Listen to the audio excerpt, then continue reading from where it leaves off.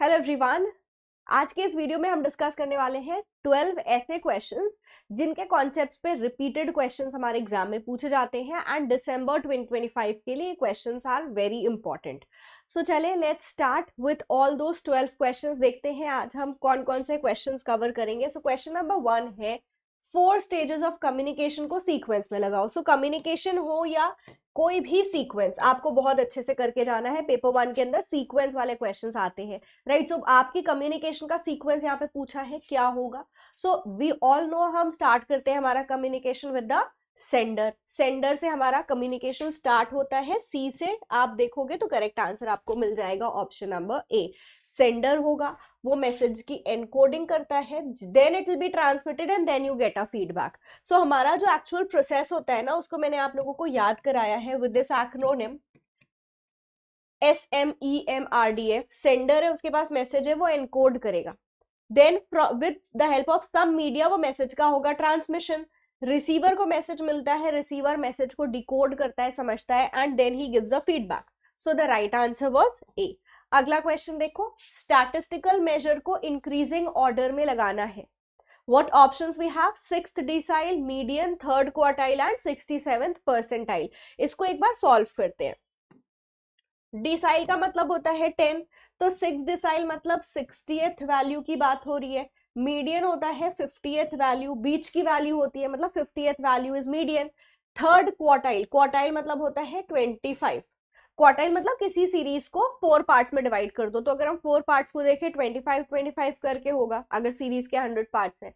Now third quartile मतलब 3 into 25, तो ये क्या हो जाएगा, 75th वैल्यू की बात कर रहे हो, 67th परसेंटाइल, तो ये 67th ऑलरेडी है, कुछ करने की जरूरत नहीं है। Now can I arrange it in ascending order now? Yes, या इंक्रीजिंग ऑर्डर, सबसे पहले बी होगा then A. So B A, we have got the right answer, B A D और सी। ठीक है, सो यहां हम बेस क्या मानेंगे कि एक सीरीज है, उसके 100 पार्ट्स है। ठीक है, तो 100 पार्ट्स है, 6th वाला पार्ट कौन सा होगा, 60th डिसाइल, मतलब 6th डिसाइल है 60th वैल्यू। फिर आपका आ जाएगा मीडियन, बीच की value 50th value, then third quartile, तो क्वार्टाइल है अगर आप 100 सीरीज को 4 पार्ट्स में डिवाइड करोगे 20-25 आएगा ना, 25 इंटू 375। 67th परसेंटाइल है, अब भाई ये परसेंटाइल ऑलरेडी है, 100 पार्ट्स में सीरीज ऑलरेडी डिवाइडेड है, तो आपको अब इसको किसी से मल्टीप्लाई करने की जरूरत नहीं है, it will be only 67th, right. So हमारा करेक्ट आंसर क्या है, option number C. Now Bloom taxonomy को जो हमें एंडरसन एंड कार्थवोल ने दिया, आपको उसको सीक्वेंस में लगाना है। सो नॉट ब्लूम टैक्सोनॉमी, आपको एंडरसन एंड कार्थवोल की टैक्सोनॉमी कॉग्निटिव डोमेन की सीक्वेंस में लगानी है। So what do we have remembering, understanding, analysing, applying and evaluating. तो सबसे पहले देखो ब्लूम का जो टैक्सोनॉमी था ना, KCA2SE, ये 1954 में आई थी, इसी को रिवाइज करके 2001 में हमें एंडरसन एंड कार्थवोल की टैक्सोनॉमी मिली थी। नॉलेज को कर दिया था रिमेंबरिंग इसमें। ठीक है, मतलब ये नाउन फॉर्म में था तो इसके वर्ब फॉर्म में कन्वर्ट कर दिया गया था। कॉम्प्रिहेंशन मतलब व्हाट, अंडरस्टैंडिंग। फिर आपका एप्लीकेशन हो गया अप्लाइंग, एनालिसिस मतलब हो गया एनालाइजिंग, एंड देन सिंथेसिस को आपको टॉप पे रख दिया था, and evaluation, that is evaluate आपका सिंथेसिस के पहले आया था, and synthesis that is creating went to the top. तो अगर हम न्यूज को देखें तो इट इज RUA2EC। ठीक है, ये हमारा सीक्वेंस है। अब इसको अरेंज कर लो, सबसे पहले आएगा R, फिर U, A B, राइट, फिर अप्लाइंग आता है, फिर एनालाइजिंग, ABDC, ये हो गया आंसर, है ना।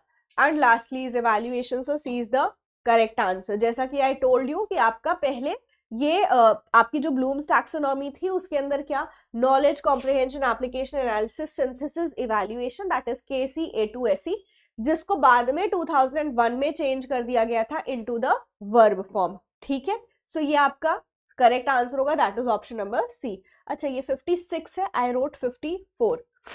चले, ज्ञाने हायरार्की में कौन सी लर्निंग आपकी कॉन्सेप्ट लर्निंग से पहले आएगी?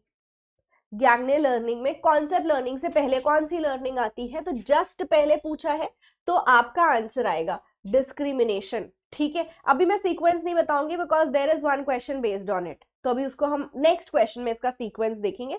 इसका करेक्ट आंसर है ऑप्शन नंबर डी। अब ये सीक्वेंस थोड़ी देर में देखते हैं। Arrange the following according to the steps of Morrison's idea on teaching for understanding.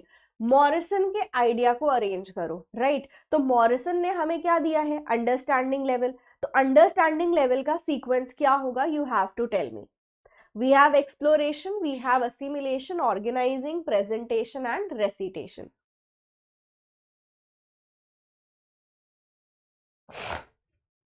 चलो, so I'll tell you the trick जो मैंने स्टूडेंट्स को याद कराई है, which is EPAOR. So सबसे पहले होता है exploration, then presentation 1 and 4. मिल गया आंसर। फिर A कहाँ पर है आपका? ये, then assimilation, फिर organizing and recitation. So correct answer is what? Correct answer is option number C. This is the trick that we use: explore, present, assimilate, organize and recitation. ADDIE model के steps बताने हैं। So steps to ADDIE design model.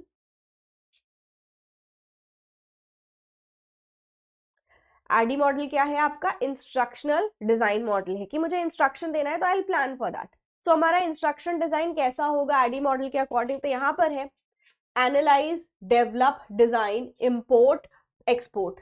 गलत। सबसे पहली चीज तो देखो designing पहले आनी चाहिए, फिर डेवलप होगा, तो ये गलत है। Analyse, develop, design, implement, evaluate.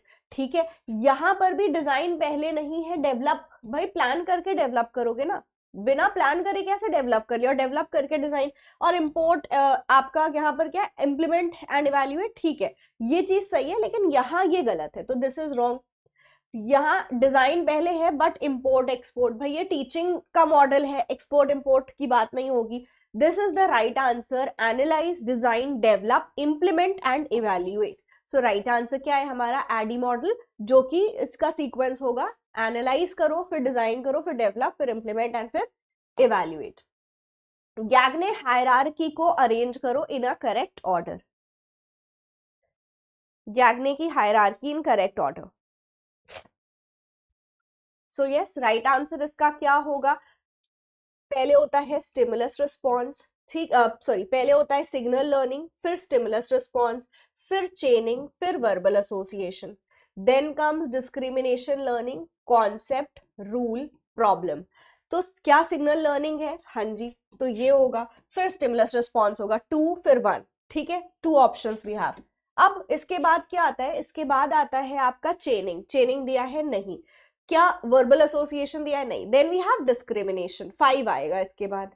ठीक, मिल गया आंसर। फिर आता है आपका rule and then last is the problem. So correct answer हमारा यहाँ पे क्या है? Option number C. ठीक है, correct answer is option number C. आपका ट्रिक है SRCV DCRP: signal, stimulus response, chaining, verbal association, discrimination, concept, rule and problem. Now 5E के कंपोनेंट्स आपको बताने हैं। ठीक है, so what are the 5E's component? 5E किसका है? कॉन्स्ट्रक्टिविज्म का कंपोनेंट है। Effect, evaluate, environment, elaborate and explore.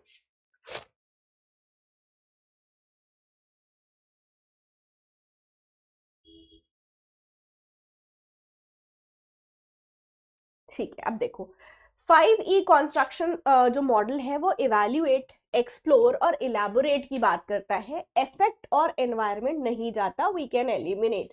1 नहीं होगा और 3 नहीं होगा। So we have what? We have effect, evaluate, elaborate and explore. So आपका जो 5E मॉडल है उसमें आता है बच्चा क्या करेगा? Engage, explore, explain, elaborate and evaluate. ये इसके सीक्वेंस होते हैं 5E मॉडल के। तो आपको ये इसके सीक्वेंस भी लर्न होने चाहिए, बिकॉज सीक्वेंस पे क्वेश्चन आते हैं। ठीक है, कॉन्स्ट्रक्शन मॉडल बोलता है क्या? कि बच्चा कैसे अपनी नॉलेज कॉन्स्ट्रक्ट करता है, तो उसके 5E's, this is the sequence. Now coming on to the E tutorial, E content assessment discussion forum. ये क्या है? क्वाड्रेंट है। किसके? स्वयं के। सो स्वयं के क्वाड्रेंट को आपको मैच करना है। E tutorial, E content assessment discussion forum. I have always told कि आप लोग ना सेट 2 मतलब जो आंसर्स हैं उसके तरफ से चला करो।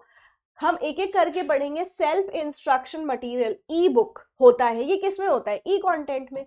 सेल्फ इंस्ट्रक्शन, बच्चा खुद से पढ़ सकता है, तो ई कंटेंट हो गया। वीडियो ऑडियो होता है ई ट्यूटोरियल के अंदर। इतने से मैच हो रहा है क्या, पहले चेक कर लो। B1 राइट हो गया, B1 A2 ठीक, आंसर यहीं से मिल गया, बाकी भी पढ़ लेते हैं। रेजिंग डाउट्स ये डिस्कशन में होता है। प्रॉब्लम्स बच्चा करता है जिसका सोल्यूशन भी उसको मिलता है, that is assessment. So answer is what, आपका आंसर हो जाएगा, इसको एक बार हिंदी पढ़ लो ठीक। स्वयं निर्देशक सामग्री ई सामग्री, वीडियोस होते हैं आपके ई ट्यूटोरियल में। बच्चे क्वेश्चंस पूछ सकते हैं चर्चा मंच में, मूल्यांकन के लिए उनको प्रॉब्लम्स दी जाएंगी। सो आंसर क्या हो गया हमारा बी। इसके साथ ये जो ट्रिक है, आपसे कभी कभी ऐसे भी पूछते हैं कि क्वाड्रेंट 1 कौन सा है स्वयं का, क्वाड्रेंट 2 का नाम बताओ, क्वाड्रेंट 3 या 4 का। तो उसके लिए मैंने एक ट्रिक बनाई है which is VRAD. Video tutorial आपका 1, फिर R इज रीडिंग मटेरियल मतलब E content second quadrant, assessment आपका third quadrant and discussion forum is the fourth quadrant ठीक है। सो ये रीडिंग मटेरियल मतलब E content, assessment, discussion forum and video ठीक है। नेक्स्ट सीक्वेंस में अरेंज करो, evolution of educational technology support in education. अब बहुत आसान है, अगर हम एजुकेशनल सपोर्ट की बात करें तो उसका सीक्वेंस क्या होगा, सबसे लेटेस्ट आपकी टेक्नोलॉजी क्या है, ऑनलाइन मेथड है ना, सबसे लेटेस्ट ऑनलाइन है तो सिर्फ एक ही ऑप्शन है जिसमें ऑनलाइन लास्ट में बात हो रही है। सबसे पहले टेक्स्ट बुक आई, फिर उसके बाद program learning, modular material and last is online method. By elimination हमने आंसर कर लिया कि बी होगा ठीक, तो B is the right answer. Swayam के चैनल्स को मैच करना है हमको, किससे, उनके नाम के साथ ठीक है। So we have to match what, we have to match the name of the channel with the numbers. ये होना चाहिए name and this has to be number. So ये नए चैनल है, ये न्यू है, अपडेटेड है। इस तरह के क्वेश्चन बहुत आते हैं आपके स्वयं प्रभा से, तो यहाँ पर हमारा आंसर क्या होगा हमें मालूम है, चैनल 1 इज संस्कार, चैनल 2 इज संवाहक। क्या हमारे पास A2B1 ऑप्शन है, हाँ जी ये आंसर हो गया। Channel 3 is Kautilya, channel 4 is Aryabhatta. So हमारा करेक्ट आंसर है ऑप्शन नंबर डी ठीक है। Next correct sequence of micro teaching. तो माइक्रो टीचिंग का हमारा सीक्वेंस क्या होता है, पहले हम प्लान करते हैं, फिर टीच होता है, फिर ऑब्जर्व। ऑब्जर्व मतलब आपको फीडबैक मिलता है यहाँ पे, फिर होता है replan, reteach, reobserve. So this is the right answer. ये माइक्रो टीचिंग की साइकिल है जो कि 36 मिनट्स तक चलेगी। So these are the top 12 questions. इस तरह के क्वेश्चन सीक्वेंस हो या आपके जैसे स्वयं प्रभा से हमने क्वेश्चंस देखे, मैच द फॉलोइंग, इस तरह के questions you get repeatedly in your exam. So ऐसे क्वेश्चंस हमें बहुत अच्छे से प्रिपेयर करके जाने हैं राइट। इसके साथ एक छोटा सा homework after which we'll end. So यहाँ पर है आपका होमवर्क कि टाइप्स ऑफ वेरिएबल को उसके एग्जाम्पल्स के साथ मैच करो। We have nominal, ordinal, interval and ratio right. So you have to match it with the example and इसका आंसर आप मुझे कॉमेंट्स में दोगे आफ्टर द सेशन। अभी के लिए इतना ही था, but I will be coming up with more such important videos in the 10 minute series. तो ये भी आपको साथ साथ देखना है along with the live class. मुझे कमेंट्स में लिख के जरूर बताना कि आपको ये वीडियो कैसी लगी and what kind of video do you expect us to make in the coming time right. So ये दैट वाज इट। अच्छे से प्रिपरेशन करो, मेक श्योर कि आप जो भी नई चीज सीखते जा रहे हो हमारे वीडियो के हेल्प से, उन सारे कॉन्सेप्ट्स को नोट डाउन करो और रिवाइज करके जाओ, because we are making sure कि जो मोस्ट इंपॉर्टेंट कॉन्सेप्ट्स हैं आपके एग्जामिनेशन से related, we cover that in this time frame. जो आपका भी 1 महीने का टाइम बच गया उसमें कवर कर सके, सो दैट मैक्सिमम स्टूडेंट्स की हेल्प हो सके। Thank you so much, have a great day ahead, bye bye.